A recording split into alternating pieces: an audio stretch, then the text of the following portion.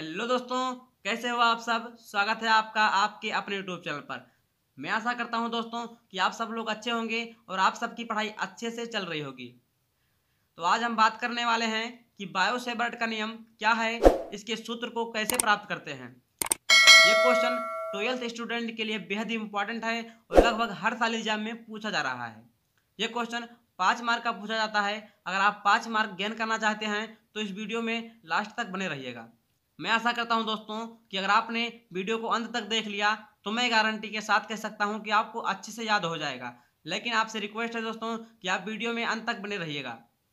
तो चलिए, वीडियो में आगे बढ़ने से पहले 2 लाइन कहना चाहूँगा आप लोगों के लिए कि रख हौसला वो मंजर भी आएगा, प्यासे के पास चल के समंदर भी आएगा। कि रख हौसला वो मंजर भी आएगा, प्यासे के पास चल के समंदर भी आएगा। थक कर ना बैठिए मंजिल के मुसाफिर। कि थक कर ना बैठिए मंजिल के मुसाफिर, मंजिल भी मिलेगी और मिलने का मजा भी आएगा। तो चलिए, टाइम को ना वेस्ट करते हुए वीडियो को स्टार्ट करते हैं।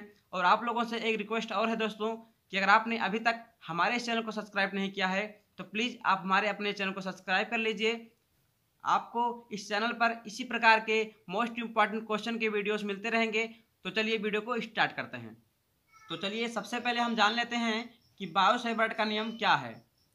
सन 1820 ईस्वी में बायो और सेवर्ट ने धारावाही चालकों के द्वारा उत्पन्न चुंबकीय क्षेत्र के लिए एक नियम प्रतिपादित किया जिसे बायोसेवर्ट का नियम कहा जाता है। यानी कि सन 1820 ईस्वी में बायो और सेवर्ट ने, कब दोस्तों, सन 1820 में बायो और सेवर्ट ने, 2 वैज्ञानिक थे, बायो और सेवर्ट ने धारावाही चालकों के द्वारा, यानी कि उन्होंने क्या लिया, उन्होंने एक धारावाही चालक लिया, यानी एक चालक लिया जिसमें धारा प्रवाहित हो रही थी, उसके द्वारा उत्पन्न चुंबकीय क्षेत्र के लिए। आप सब जानते होंगे दोस्तों कि जब किसी चालक तार में धारा प्रवाहित होती है तो उसमें चुंबकीय क्षेत्र भी उत्पन्न होता है। तो उत्पन्न चुंबकीय क्षेत्र के लिए एक नियम दिया था, इसी नियम को हम बायोसेवर्ट का नियम कहा जाता है। तो चलिए एक बार फिर से देख लेते हैं दोस्तों कि सन 1820 ईस्वी में बायो और सेवर्ट ने, यानी 2 वैज्ञानिक थे, बायो और सेवर्ट ने धारावाही चालकों के द्वारा, यानी उन्होंने एक चालक लिया और उसमें क्या, उसमें धारा प्रवाहित हो रही थी, उसी के द्वारा उत्पन्न चुंबकीय क्षेत्र के लिए, उसमें जो चुंबकीय क्षेत्र उत्पन्न हुआ उसी के द्वारा एक नियम प्रतिपादित किया था जिसे बायोसेवर्ट का नियम कहा जाता है। तो मैं आशा करता हूं दोस्तों आपको ये नियम आसानी से समझ में आ गया होगा। तो चलिए आगे देखते हैं।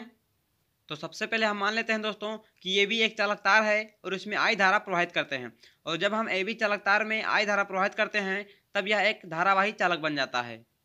और ये से लेकर बी तक की जो लंबाई कितनी है दोस्तों, तो इसकी लंबाई एल है, लेकिन हम एक बहुत अल्पांश दूरी यानी एक बहुत अल्पांश लंबाई डी एल लेते हैं। जब हम किसी को बहुत अल्पांश लंबाई या अल्पांश दूरी या किसी को बहुत अल्पांश मात्रा में लेते हैं तो वहाँ पर हम डी लिख देते हैं। इसीलिए हमने इसको यहाँ से लेकर यहाँ तक की जो अल्पांश लंबाई लिया है उसको हमने डी एल मान लिया है। तो आप सब जानते होंगे दोस्तों कि इसके चारों ओर चुंबकीय क्षेत्र उत्पन्न होगा। तो मान लीजिए कि यहाँ पर एक बिंदु P है, इस पर उत्पन्न जो चुंबकीय क्षेत्र उत्पन्न हो रहा है, यानी कि यहाँ पर जो चुंबकीय क्षेत्र उत्पन्न हो रहा है वो किन किन बातों पर निर्भर करता है, इसी की सहायता से हमें बायोसेवर्ट नियम के सूत्र को प्राप्त करना है।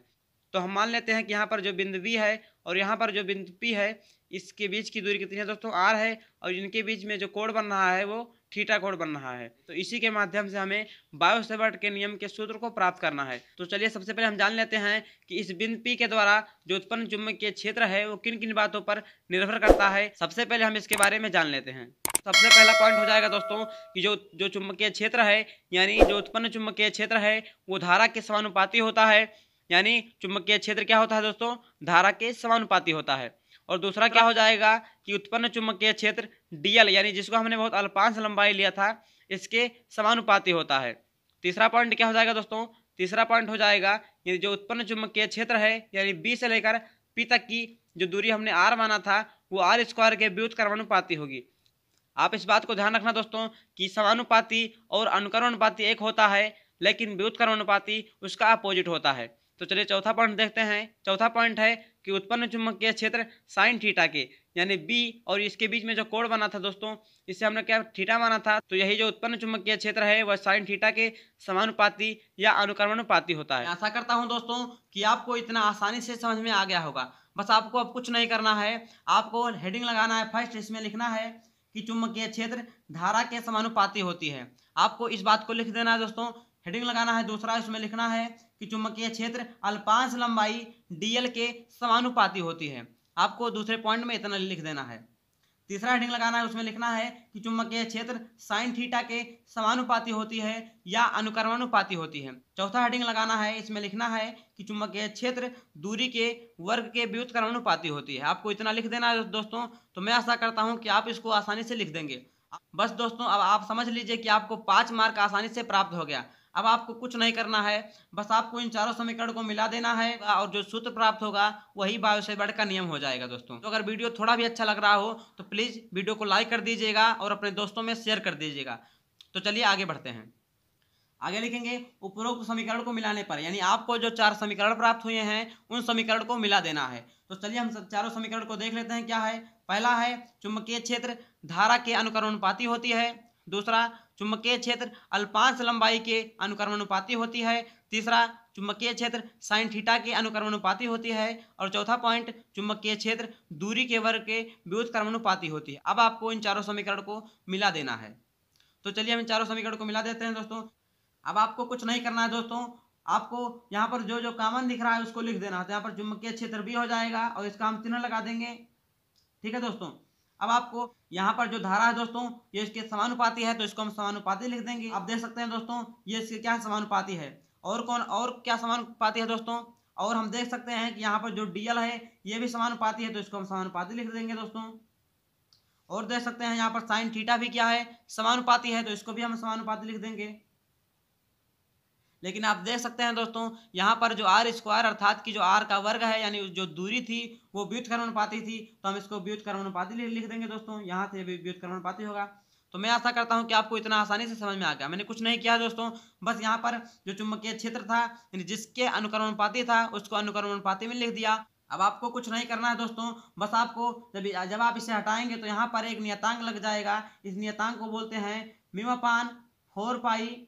अब क्या होगा दोस्तों, यहाँ पर जो चुंबकीय क्षेत्र यहाँ पर चुंबकीय क्षेत्र हो गया, जब इसको हटाएंगे तो एक नियतांक होता है μ/4π। इसके स्थान पर क्या लिख देंगे दोस्तों, हम μ/4π लिख देंगे।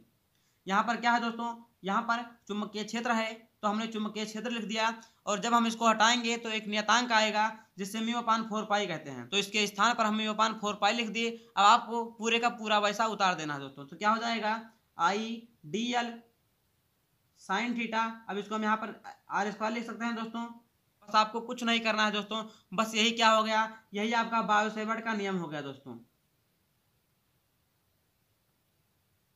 तो मैं आशा करता हूं दोस्तों कि आपको आसानी से समझ में आ गया होगा दोस्तों। यहाँ पर लिखेंगे कि जहां μ/4π क्या है दोस्तों, एक नियतांक है। आपको इतना लिखना है दोस्तों, जहां पर μ/4π एक नियतांक है जिसका मान 10⁻⁻7, जिसका मान 10⁻⁻7 न्यूटन प्रति मीटर होता है। अब आपको याद रखना है दोस्तों कि μ/4π का मान कितना होता है, तो μ/4π का मान 10⁻⁻7 अर्थात कि 10⁻⁻7 न्यूटन प्रति मीटर होता है। तो अब हम यहाँ पर लिख सकते हैं कि μ/4π इसका मान कितना होता है दोस्तों, तो इसका मान होता है 10⁻⁻7 न्यूटन प्रति मीटर होता है। आपको इतना याद रखना है दोस्तों। यहाँ पर μ/4π का मान कितना होता है, 10⁻7, और जब इधर जाएगा तो गुणा में हो जाएगा। μ0/4π बराबर 10⁻7 होता है, आप जानते हैं। सॉरी दोस्तों, यहाँ पर आपको इसे याद रखना है कि ये μ0 लिखा है। तो ये क्या है दोस्तों, ये μ0 है। ये क्या है, μ0 है। तो μ0 बराबर क्या हो जाएगा, इसको इधर जाएंगे तो क्या गुणा में हो जाएगा। तो 10⁻7 × 4π इसका मान इतना हो गया दोस्तों। और जहाँ पर μ0 क्या है दोस्तों, जहाँ पर μ0 यहाँ पर लिख सकते हैं μ0 बराबर क्या है, निर्वात की चुंबकशीलता है। निर्वात की चुंबकशीलता है, चुंबकशीलता। आपको इसे याद रखना है दोस्तों कि μ0 क्या है, तो μ0 निर्वात की चुंबकशीलता है जिसका मात्रक क्या होता है, जिसका मात्रक होता है न्यूटन प्रति एम्पियर स्क्वायर होता है दोस्तों। आपको इसको याद रखना है कि μ0 क्या है, तो μ0 निर्वात की चुंबकशीलता है, इसका मात्रक क्या होता है, न्यूटन प्रति एम्पियर स्क्वायर। तो चलिए अब हम μ0 का विमा निकाल लेते हैं। तो इसका मात्रक होता है न्यूटन प्रति एम्पियर स्क्वायर होता है।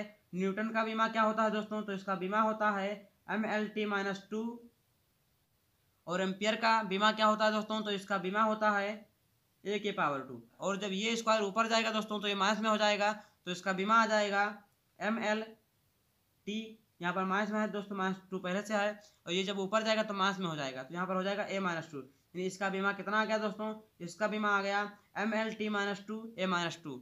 तो आज का वीडियो समाप्त होता है दोस्तों। अगर आपने अभी तक हमारे इस चैनल को सब्सक्राइब नहीं किए हैं तो प्लीज़ आप हमारे इस चैनल को सब्सक्राइब कर लीजिए। आपको इस चैनल पर इसी प्रकार के मोस्ट इंपॉर्टेंट क्वेश्चन के वीडियोस मिलते रहेंगे। फिर मिलते हैं अगले वीडियो में, तब तक के लिए जय हिंद, वंदे मातरम।